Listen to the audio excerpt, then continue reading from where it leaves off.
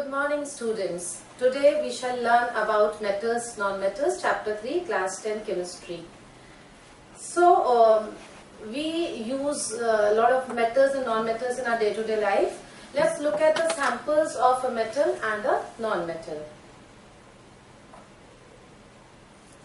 So, I have got sulfur powder in this test tube. You can look at it and observe it. The other sample I have in the other test tube is zinc metal. So when you look at it, what do you see? Both are solids. Both of these are solids, and sulfur is not very shiny, but zinc is a shiny object. So we draw this conclusion that metals are shiny, the solids, and non-metals are dull, mostly. Though there is a non-metal, diamond, which is very brilliant. Iodine is also a shiny non-metal. Let's look at other physical properties of metals and non-metals. So metals are solids except mercury. Mercury is a liquid metal, you all know. Metals are hard except lithium, potassium and sodium. I have a sample of sodium here, and this metal is not a very hard metal, it's a soft metal. It can be cut with a knife.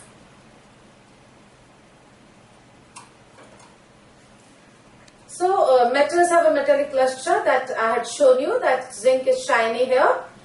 Metals are malleable, that they can be beaten into thin sheets, whereas non-metals are brittle. So when sulfur was ground, it turned into powder. You cannot turn the zinc piece into powder. Metals are ductile also, that the wires of metals can be drawn. They can be stretched without fracturing into wires. Metals have high melting and boiling points, whereas gallium and cesium can be molten in the hands, and mercury, as it is a liquid metal, so it exists at room temperature as a liquid. So a few metals have low melting points, but most metals have high melting points. Metals have high boiling points too, obviously. When they melt at a high temperature, obviously they boil at a very, very high temperature. Metals are good conductors of heat and hence are used in making cooking utensils. And metals are good conductors of electricity also, and that is why we use metallic wires as electric wires. There are a few metals which are excellent conductors. That means silver and copper are excellent conductors of heat as well as electricity, whereas lead and mercury are poor conductors of heat among metals. Let's look at the properties of non-metals, as we've looked at sulfur powder here, that non-metals, they are solids, but there are non-metals which are gases also, be it oxygen in the air, be it hydrogen, nitrogen, argon. So there are a lot of non-metals which are gases also, but many of them are solids too. So sulfur is one of the solid non-metal. Non-metals are not having a luster. They are soft and brittle mostly, but diamond is the hardest substance, you know. Non-metals are not malleable. They are not ductile even. Non-metals which are solids and liquids have low melting point. So there is a liquid non-metal also. Bromine is the liquid non-metal. Non-metals are poor conductors of heat and electricity both, whereas graphite, form of carbon, is an excellent conductor of electricity. That is an exception. Let's look at chemical properties of metals. What you observe here is, I'm going to show you a magnesium ribbon. Magnesium is a metal, and as we've learned that metals are shiny, so it's supposed to be shiny. But with exposure to air, it has turned dull. Most of the metals you see in your surroundings, their surface turns dull because they are attacked by oxygen or moisture present in air. So metals react with air and hence they turn dull. This wasting away of the surface of metals due to exposure to moist air is known as corrosion. So this magnesium strip turns dull because of formation of oxides and carbonates on its surface. So when we use magnesium for any reaction, we rub it with the sandpaper to remove the outer dull coating.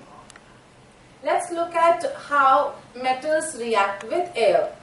So when metals react with air, they form oxides, and the oxides of metals are basic in nature.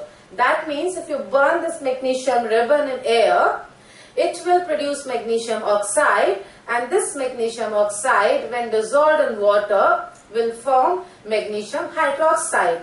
And when that magnesium hydroxide is treated with red litmus paper, it turns the moistened litmus paper to blue. So that indicates that magnesium hydroxide is a base. So metals form metal oxides, and these metal oxides are basic in nature, whereas some metal oxides, they show acidic as well as basic property. For example, aluminium oxide is shown here, and zinc oxide also bears that kind of properties.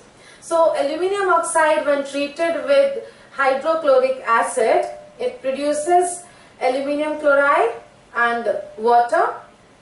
So what you look here is that it forms salt and water, whereas aluminium oxide, when treated with NaOH, which is a base, also forms salt, sodium aluminate and water.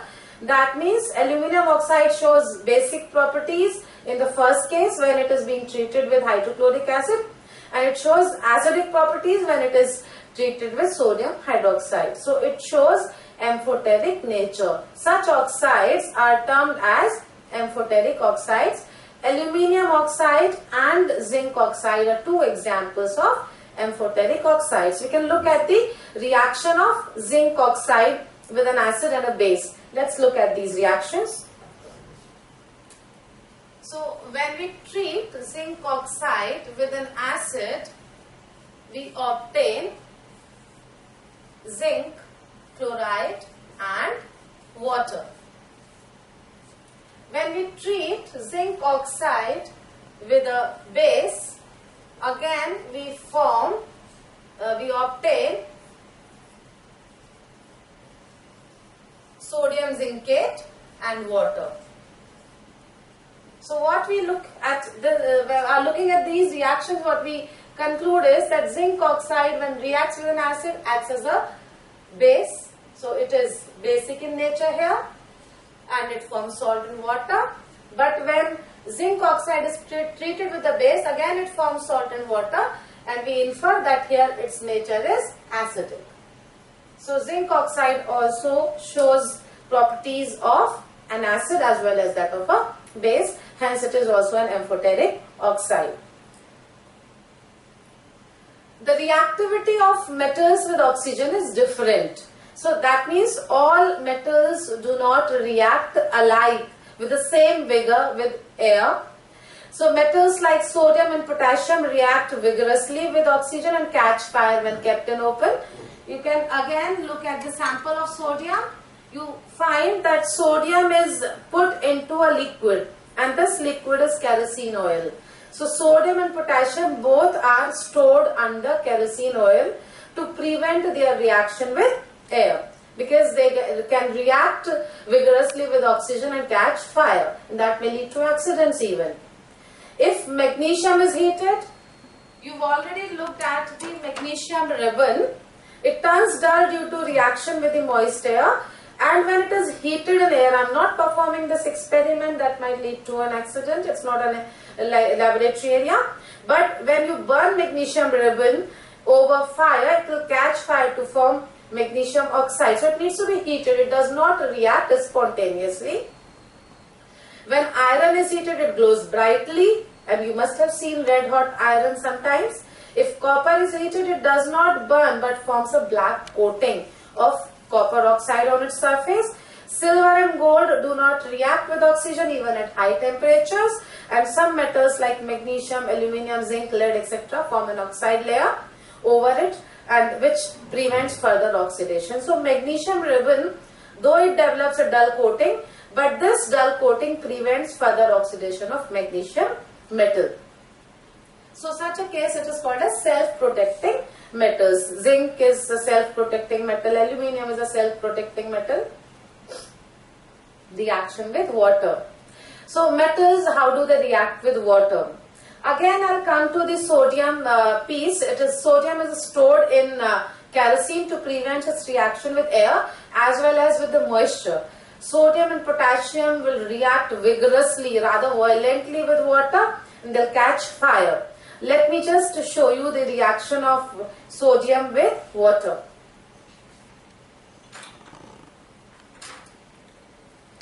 So here I have the sodium in the kerosene oil.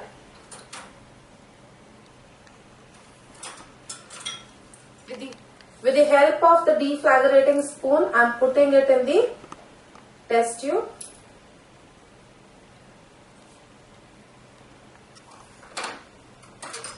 And with the help of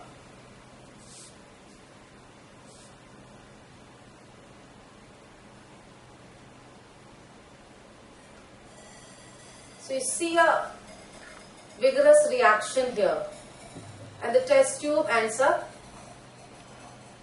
becoming warm, and you see the hydrogen gas evolving here.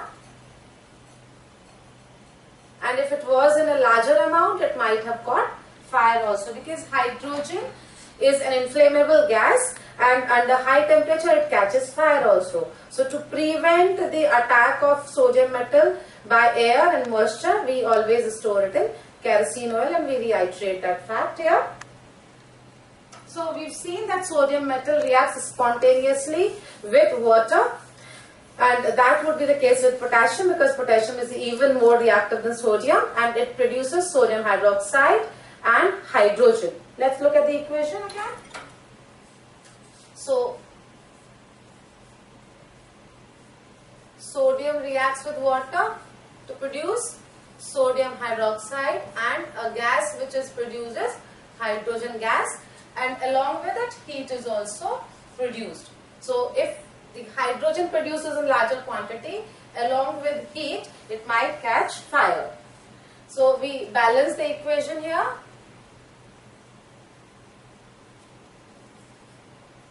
That is it. Calcium reacts less violently, but when calcium, like you've seen, the sodium piece also starts floating, calcium will also start floating, because the hydrogen which is produced is light and it will stick to the surface of calcium, and the calcium piece will start floating in water, though the reaction is less violent in comparison to sodium and potassium. Magnesium reacts only with hot water, it does not react with cold water. Metals like aluminium, iron, zinc react only with steam. In fact, iron reacts when it is red hot iron treated with steam. So you observe that the vigor of the reaction decreases. Sodium, potassium reacts spontaneously, calcium reacts less violently, magnesium reacts with hot water, aluminium, iron, zinc react only with steam. Copper does not react with water at all. Copper, silver, gold, platinum, they will not react with water at all. They are known as noble metals. Reaction of metals with acids. So you can well imagine, if sodium, which is treated with water to show a violent reaction, if it is treated with an acid, the reaction will be absolutely explosive. So sodium, potassium will react violently. Magnesium reacts vigorously. Let's look at the reaction of magnesium metal with hydrochloric acid. So we break apart a small piece of magnesium. I put it in this test tube, the magnesium rubber, and I'm pouring a small amount of hydrochloric acid carefully. What do you observe? Evolution of a gas. You see the fumes here, and the reaction is vigorous.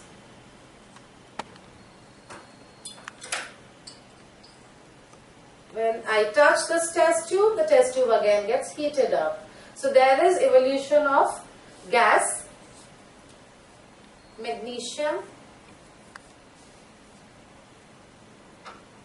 When treated with hydrochloric acid produces magnesium chloride salt and hydrogen gas is evolved and heat is also evolved in the process. Did we heat the test tube? We did not. So magnesium reacts spontaneously with cold hydrochloric acid. Aluminium metal is not here with us, but aluminium will not react as spontaneously as magnesium, not because aluminium is not a reactive metal, it's because as we learned that it is a self-protecting metal. It has an aluminium oxide layer around it and it will first dissolve the aluminium oxide layer in acid and then the reaction picks up and it is again a vigorous reaction. Zinc also will react in the similar manner. Iron will react a little less vigorously. Let's look at the reaction of iron metal with hydrochloric acid. So we have iron filings here. You see the iron, which is supposed to be a shiny metal, has turned dull again because of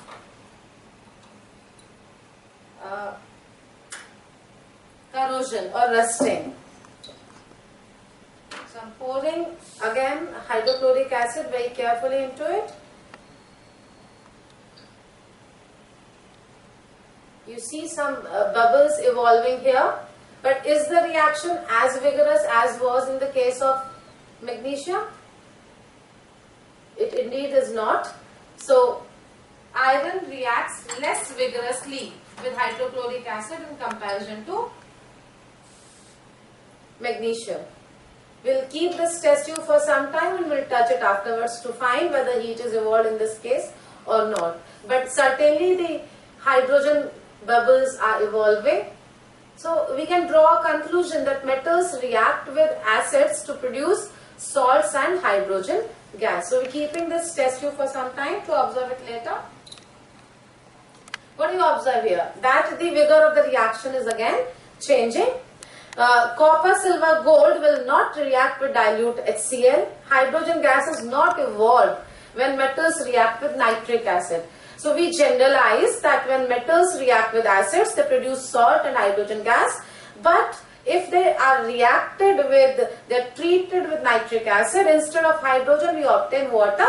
Because nitric acid is an oxidizing acid, it will oxidize the hydrogen produced to water. So in case of any metal, say it's zinc metal reacting with nitric acid, instead of zinc nitrate and hydrogen will obtain zinc nitrate and water. Magnesium and manganese are two metals which produce hydrogen even with nitric acid. These are two exceptional cases. Now we are looking at the reaction of metals with the salt solutions, metal salt solutions. For example, if zinc metal is treated with copper sulfate solution, it will produce zinc sulfate and copper metal. Such reactions are known as displacement reactions. So if a more reactive metal is treated with the salt solution of a less reactive metal, it will displace that less reactive metal from its salt solution and it gets separated. So like there are three examples given here. Magnesium metal reacted with copper sulfate displaces copper. Zinc metal reacted with copper sulfate displaces copper metal. Again, iron reacted with copper sulfate displaces copper. Had we taken ferrous sulfate solution and treated zinc metal with it, that would also displace iron from ferrous sulfate. So there's a reactivity series of metals drawn based on the vigor of the reactions, based on the action of metals over air, water and acids. So potassium tops the reactivity series, being the most reactive metal. It is out of the common metals we are talking about. We are not talking about entire periodic table or all the metals. So potassium is the most reactive metal in the reactivity series, followed by sodium, calcium, magnesium, aluminium, zinc, iron, lead, hydrogen, which is a non-metal. Why hydrogen is placed here? It is to find out whether certain metal will displace hydrogen from acid and water or not. So all the metals above hydrogen in the reactivity series are capable of displacing hydrogen from water and acids, and the metals below hydrogen in the reactivity series will not be capable of displacing hydrogen from water and acids. So here we have the reactivity series. There's a very common mnemonic to remember the reactivity series. So starting from K, Kejriwal. So I'm just saying the mnemonic for your benefit. Kejriwal ने car मंगाई, Alto, जेन, Ferrari, फिर भी हाय क्यों हार गई आम आदमी party. So that actually gives you the initials of or the symbols of all the metals in the reactivity series. Moving to the next slide. How do metals and non-metals react with each other? Here we had not talked about reaction of non-metals with water and acids because none of the non-metals react with water, and non-metals do not generally react with acids also. It is only sulfur non-metal which will react with nitric acid. So mostly, since the non-metals do not react with water and acids, we have not talked about those reactions. And non-metals on reaction with air or oxygen, they produce non-metallic oxides, and non-metallic oxides are acidic in nature. That fact you can bear in mind. Now we are moving to the reaction of metals and non-metals.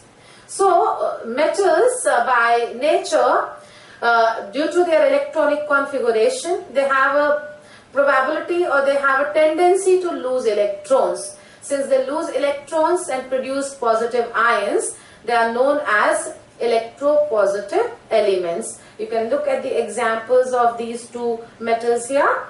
Sodium, which has atomic number 11 and electronic configuration 281, will attain the configuration of neon by losing one electron, and as a result it produces sodium ion, which is positively charged. Magnesium, however, has a configuration of 282 because its atomic number is 12, and it can lose 2 electrons easily to attain the configuration of neon. So here it will produce a magnesium double positive ion. These ions are positively charged ions known as cations, and these elements are known as electropositive elements. Non-metals, however, they gain electrons. Let's look at the configuration of chlorine. It has an atomic number of 17 units. So when it is 17, the configuration turns out to be 287, and by obtaining one electron, it can turn into the configuration, it can attain the configuration of argon 288. Hence, chlorine has a tendency to accept an electron to produce chloride ion. So this chloride ion is a negatively charged ion or anion, and non-metals are termed as electronegative elements. So let's look at the formation of sodium chloride, which is an ionic compound. Sodium, as we learnt, has a tendency to lose an electron, whereas chlorine has a tendency to gain an electron. So mutual transfer of electron, not mutual, it is the transfer of electrons from sodium to chlorine leads to formation of a sodium ion and a chloride ion. And these ions, since they are oppositely charged ions, they get bound by a very strong electrostatic force of attraction, and which is termed as ionic bond or electrovalent bond, and hence there is a formation of sodium chloride. Another interesting fact about sodium chloride is that it would not be in the molecular form like NaCl units. It always forms a crystal lattice. Crystal lattice I can show you here on the board. So here, suppose there is a sodium ion, there will be chloride ions surrounding it in all 6 planes. Then every chloride ion in turn is surrounded by sodium ions. Every sodium ion in turn will be surrounded by chloride ions, and due to this there will be formation of crystal lattice. So you cannot say that this sodium ion is bound with this chloride ion, this chloride ion is bound with this sodium ion. There is a crystal lattice, and that leads to formation of crystalline solids. We will look at the properties of ionic compounds. So this is formation of magnesium chloride. Here one magnesium atom can donate 2 electrons, whereas chlorine atom can take only 1. So the magnesium gives 2 electrons to 2 different chlorine atoms. As a result, there is formation of a double positive magnesium ion and single negative chloride ions. So there is 1 magnesium ion and 2 chloride ions, and hence there is a formation of magnesium chloride. The properties of ionic compounds. Ionic compounds, as I said, they are crystalline solids. They are formed by transfer of electrons. They have high melting and boiling points. Since they are solids and their bonds are very strong, they have high melting and boiling points. They are soluble in water but insoluble in organic solvents. They conduct electricity because they form ions. Hence they conduct electricity, but only in their molten state or in their solutions where the ions can move freely. Occurrence of metals. Metals, we've looked at metals that some of them are really very reactive and some of them are not. So the ones which are not reactive, they are found in free state like gold, silver, to some extent copper also. Whereas the reactive metals, they are found in the form of their compounds. And whatever form, whether they are found in the element form or the compound form, these are known as minerals. So minerals are naturally occurring inorganic substances. These could be elements, these could be compounds also.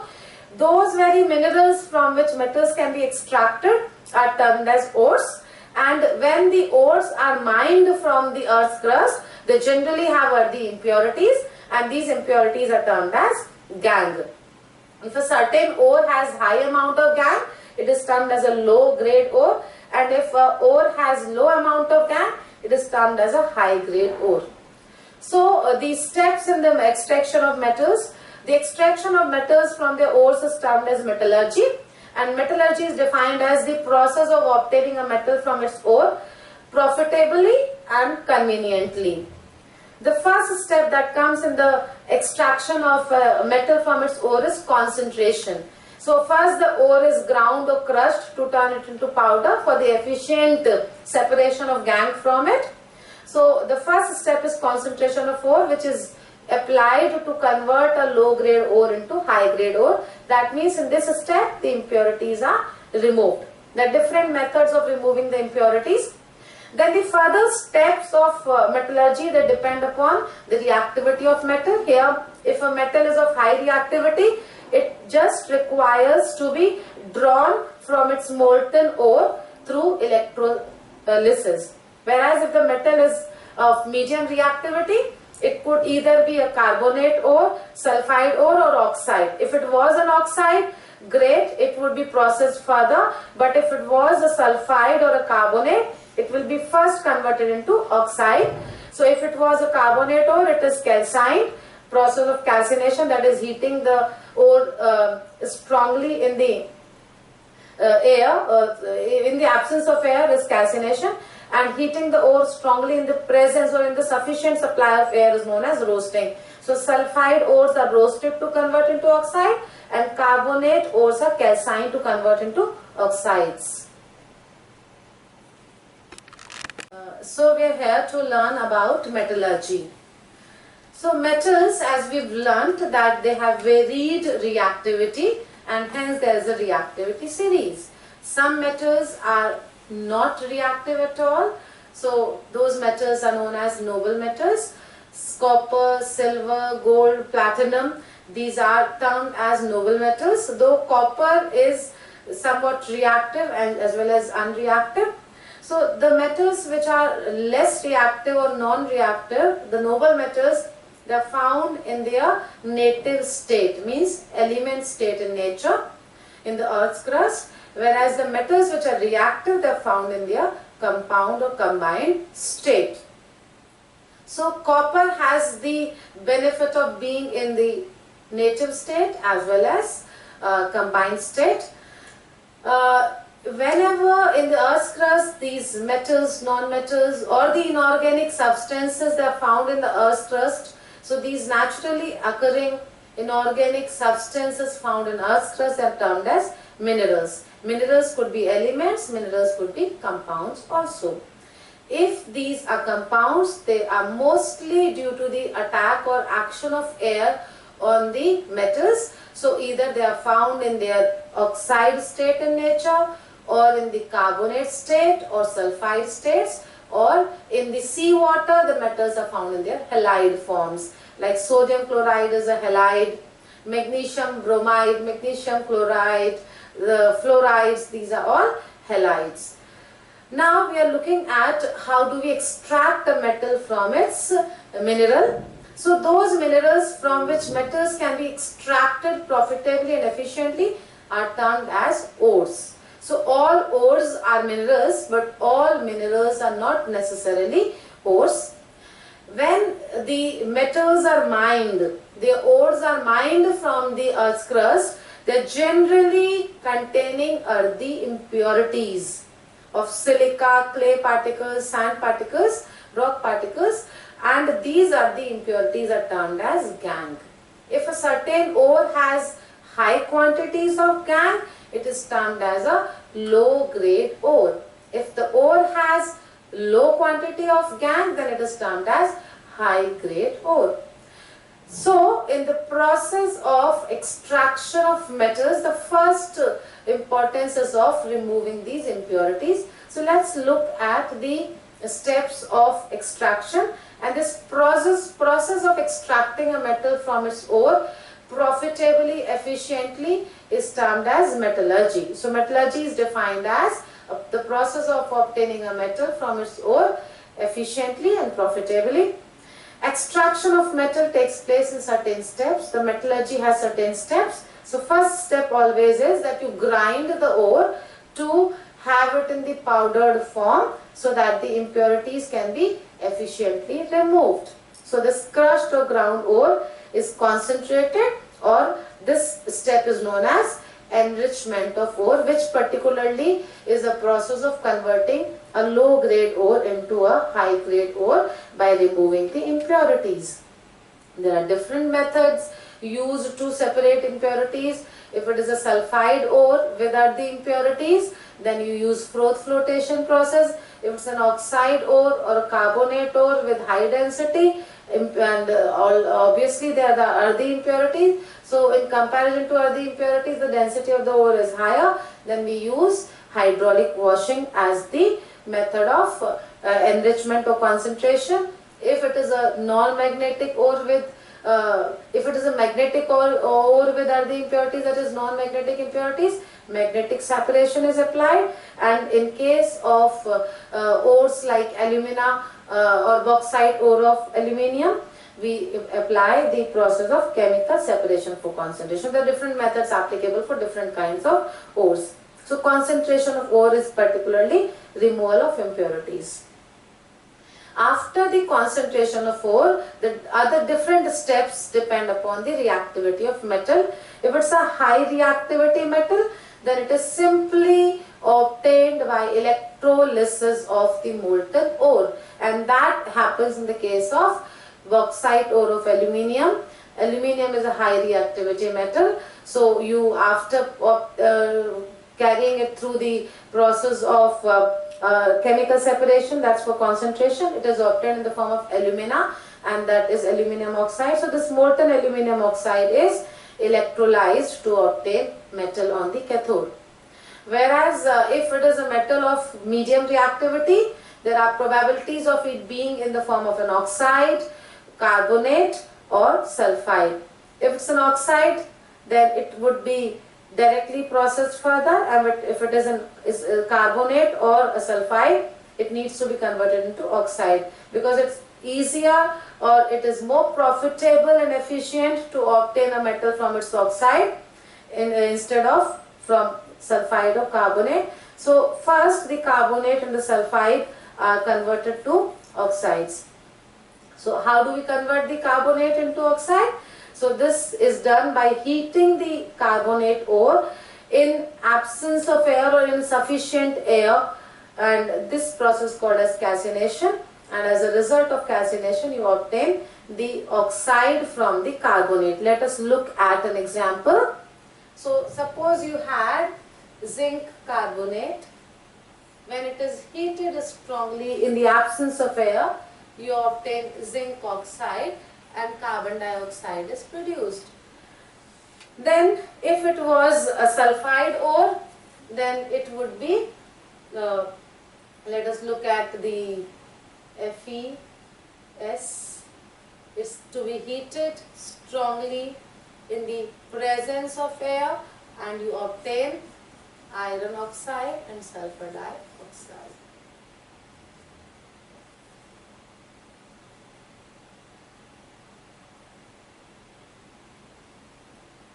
So that's how this process is known as calcination, this process is known as roasting. So through either roasting or calcination, depending upon what kind of ore you have, you convert the ore into the oxide, and then the oxide of the metal is reduced into the metal, and then further the metal is refined to obtain high purity metal. If metal is of low reactivity, then the sulfide ore that it is present in is roasted, and then the roasting will result into formation of metal oxide. That metal oxide is reduced to metal, and then metal is refined. Extraction of metals. We are elaborating the extraction of metals of low reactivity in activity series. So metals which are low in activity series can be reduced to metals by heating in presence of air. We've looked at this. And mercury is obtained from its cinnabar ore, and by heating it in presence of oxygen, it converts the cinnabar ore into mercuric oxide, and this mercuric oxide on further heating breaks into mercury and oxygen gas is released. Copper is also obtained in the similar manner. Copper is found as copper pyrites in earth's crust, and this copper sulfide, when it is heated in the presence of air, first it gets roasted to cuprous oxide, and this cuprous oxide in the presence of cuprous sulfide, that was the ore initially, and it will reduce by itself into the copper metal and sulfur dioxide. Now let us look at the process of calcination. This is an example of roasting, and we'll look at the process of calcination next. Now metals in the middle of the reactivity series. Metals in the middle of the reactivity series like zinc, iron, lead are found as their oxides, sulfides or carbonates. We have already looked at the roasting, and here the roasting of the zinc sulfide to produce zinc oxide and sulfur dioxide. If it was the zinc carbonate, that is the carbonate ore, it's heated strongly in the absence of air, that's calcination process, and you obtain zinc oxide and carbon dioxide. So when you compare roasting and calcination, this is calcination and this is roasting. Calcination is applicable for carbonate ores, roasting is applicable for sulfide ores. Calcination is heating strongly in the absence of air and sufficient air. Roasting is heating strongly in the presence of air or sufficient supply of air. Then the byproduct in case of calcination is carbon dioxide, whereas the byproduct in case of roasting is sulfur dioxide. Calcination is the process of decomposition, whereas roasting is the process of oxidation of the ore. So these are the various differences between roasting and calcination. So here what you look at is, if the metal is in the middle of the reactivity series, after you obtain the oxide, the metal oxide is reduced with the help of a reducing agent. Mostly the reducing agent is carbon, and this process is known as smelting. When you use carbon as a reducing agent, you obtain the metal and you obtain the carbon monoxide. And this carbon monoxide, since it's very reactive, it will further aid the reduction of metal oxide, and ultimately it will produce the metal and carbon dioxide. This process is known as smelting.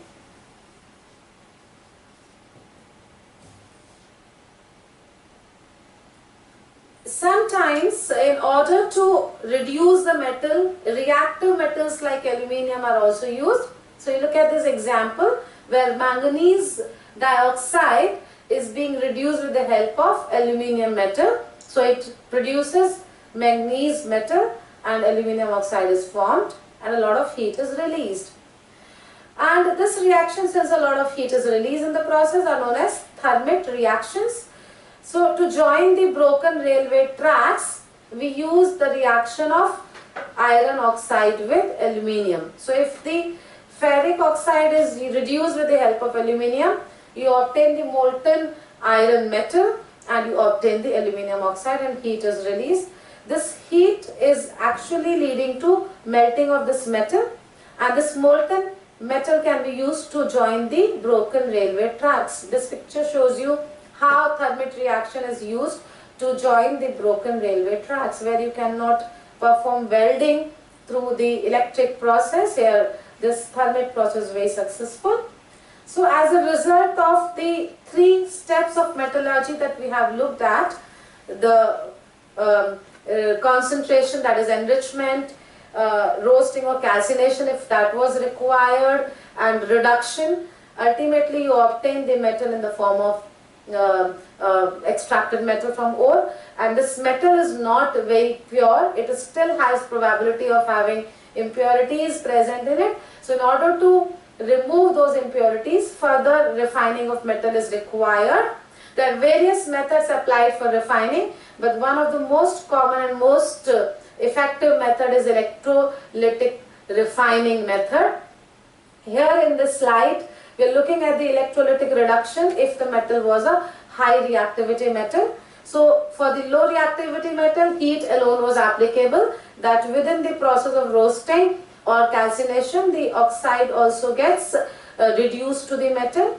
The low reactivity metals were treated that way. The middle reactivity metals, they were smelted or thermit process was applicable. If the metal is of high reactivity, then the metal oxides are electrically reduced. Electrolytic reduction method is applied, which is done in the case of sodium metal, which is done in the case of alumina. That is what we've discussed. We look at the refining of metal here. So copper metal, which is obtained as a result of metallurgy, does not have high purity, and hence the electrolytic refining method is applied. For that, an electrolytic cell is used. I'll erase the board and we'll look at the electrolytic refining of copper.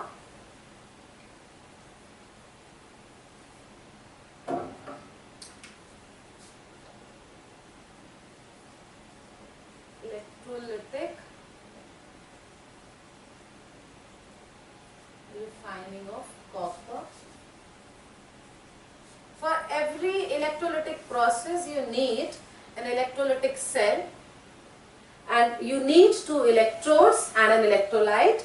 The electrolyte in this case would be the salt solution of a copper salt. Here we take copper sulfate solution, which will produce the copper ions and the sulfate ions in the solution. You need 2 electrodes. So here the electrodes that we choose are that we use a thick block or the metal that is obtained as a result of metallurgy, that is impure copper, as anode. So it is connected with the battery, positive terminal of the battery, whereas a thin strip of pure copper, this is to be taken